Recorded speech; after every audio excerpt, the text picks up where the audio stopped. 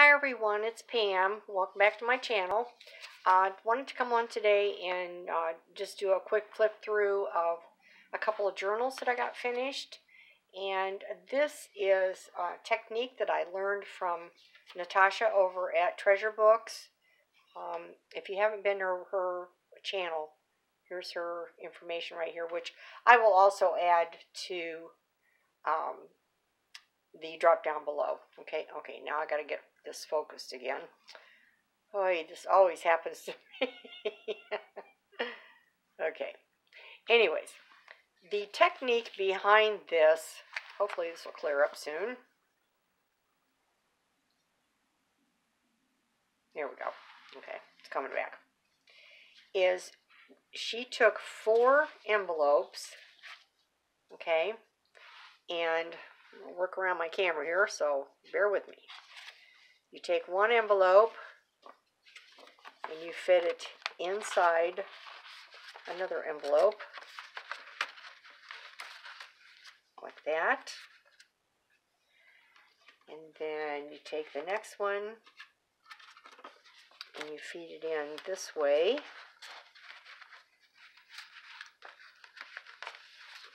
I know, easier said than done, right? Oh, bear with me here. What happened? I lost one here. I lost the first envelope. Okay, got it. Okay, and then one more this way. So you end up with a total of 4. Now you could add more envelopes, but the more you add, you might find that there's a little bit of bulk. So what I did here was I followed her instructions, and I just did 4 envelopes, and then I added paper in between. So right now, here's what it looks like, okay? So you've got one with a pocket, one plain. One with a pocket, one plain, and one pocket, okay? Now, what I did on mine, because sometimes I have the tendency for my pages to shift, even though I clamp them down or whatever, because they're different sizes. I don't use, all equal sized pages.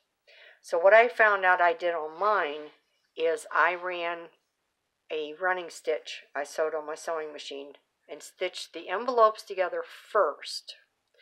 Then I added my papers and stitched them again right down through here. And then on the outside, I added a piece of fabric to cover up my seam and to give it a little more sturdiness. And then you'll see that this is the front, okay, which you can glue down if you want to. You could leave it open, so you can put something in here. But just remember, this is not going to be a pocket because it's going to be stitched all along there. Okay, so that's basically the process. So now I wanted to show you my finished journals. And Natasha did such a wonderful job. She's such a sweetheart with her tutorials, so please go over and visit her. So first we're going to do number 1. And untie this and show you what I did. Okay, now I'm going to try to sit down. Hopefully this will work out. I fell and hit my tailbone, so it's a little bruised at the moment, so I can only stand or sit for so long. I'm a mess. Okay, so what I did is first I found these really pretty fall napkins. So, and this is number 1. So I decoupaged those. The envelopes themselves were kind of a soft orange color. And then I decoupaged these pumpkin napkins on there, on the front and the back one, okay? And there you could see my little fabric strip that I added after I got everything stitched together. This little leaf I cut out and put cardstock on the back of it to make it sturdy, and decoupage that, so that's my wraparound place. Okay, so as we open up, I put washi tape around the edge of the envelope to give it a little more durability. And the other trick is, where's my plain envelopes here so I can show you that Natasha said, and I can understand now why she said it. When you're putting these envelopes together, you see how this comes right up against the fold? You want to come in and you want to come in just a little ways and cut this piece off, okay? So that way you have a little space of tucking things in, and you're not fighting with that edge there. Okay, all right, back to this. Okay, so I found this really cool card that had sunflowers, and it just kind of reminded me of fall, you know, when you're like in your herb garden, you're gathering all your herbs and you're making your vinaigrettes and oils and stuff.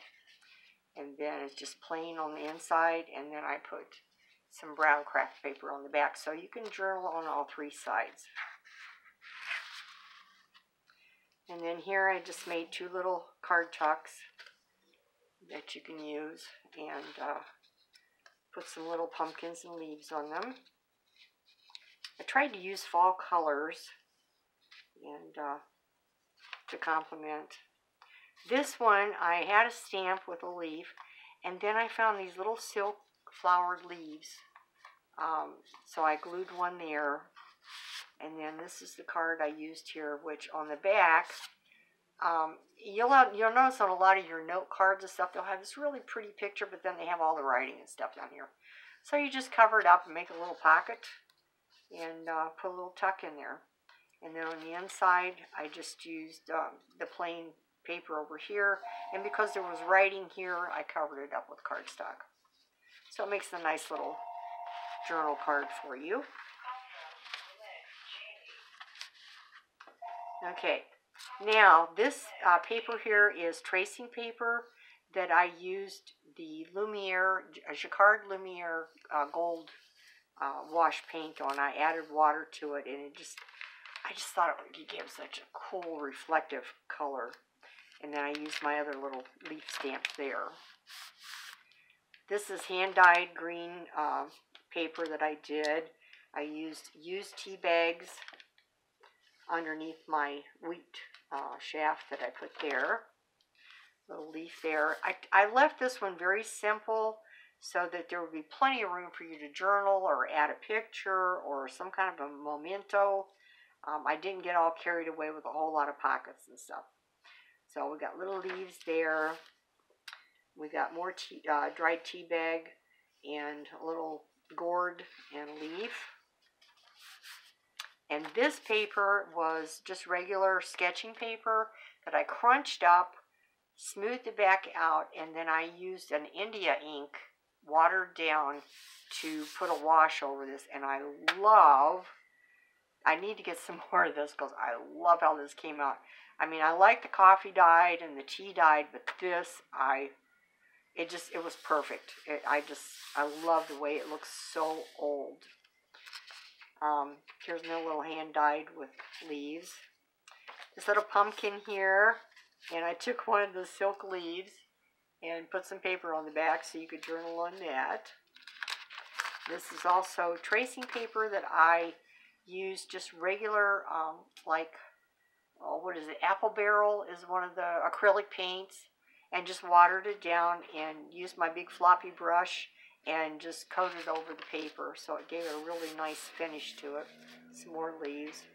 This is a piece that my sister did some stamping on with gold paint and green paint, so loved that. Absolutely loved it. And then here I added a side belly band and put a little tuck in. This is some paper that I made using just a regular paper, and then I put I used tea bags, thread, and some tea grounds, and then I decoupaged over it. And so that's how it came out. So you can journal on the back, plus you can journal on this page. This is another hand-dyed. I really had a lot of fun with this. I just wanted to make something simple and quick, so that's not, like really involved. Sometimes you need to do that with journaling when you're making journals, sometimes you want to make a really intense journal that has plenty of pockets and tucks and all kinds of things, and other times you want to just do a standard open end so that people can write a lot in. So a little pumpkin, and leaf, and that, the other side of that paper, and that, 2 more little tuck cards, and a little decorative leaf, and then the other side of the gold, and then I have another one of those cards in here, and I had 2 leaves that I put on the back. So that's journal number 1, and both of these are going to be in my Etsy shop tomorrow. This is Friday, so as of tomorrow they will both be in my Etsy shop. And also my last one I did, that little pink wood box. So here's number 2. Now the outside is the same, but the inside I'll just flip through real quick, is a little different. If I can get this thing off. Thank you. Okay, the same outside edges. Now this one, I put leaves here, washi tape again, and I have this little note card. And I put the craft paper on all 3 sides. So you've got plenty of room to journal on that card.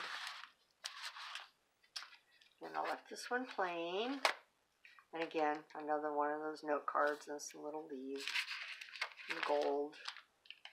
This one I did just a plain card tuck with leaves and sunflowers. This one I have corn cob and some tea bag leaves.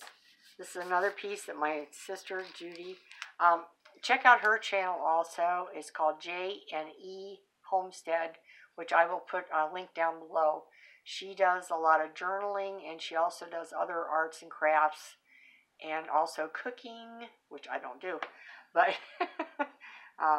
she has a lot of wonderful videos out there for you to watch, so please watch hers too.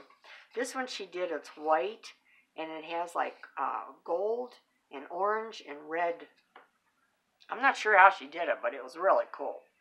So I was tickled with that one. Here I just made a little pocket with a leaf. And I tried to do a little variety of different squashes and leaves. Things you think of when you think of the fall, you know. Just really neat little things. Now here's another one of those leaves, but this one's in red instead of yellow.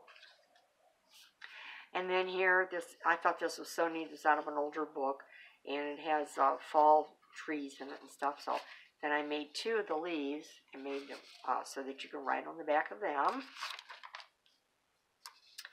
And my little stamp there. Purple gourd. I don't know that I've ever seen one that purple, but I like that color. So I made my own. And just really pretty paper. I love it. I still love this. Is my favorite. I want to make some more like that. Blue. And then here we have a oblong squash turnip or squash pumpkin thingy. And then I put 2 leaf cards in there for you to journal on. And there's that. And then there's this card. And this card. So the 4 cards in this one are all the same, whereas in the first one they're a little different. But anyway, so those are my journals, and I hope you enjoyed it. And if you really would like to have one, they would make a good travel journal, and you know, for going away if you're going on a fall trip, and something to keep little keepsakes and write some little notes in. And that's it, okay? So, thank you so much for stopping by. I hope you enjoyed it. And if you haven't subscribed, please do. And I hope to have some more coming here real soon. So, take care until we meet again. God bless all of you. Bye-bye.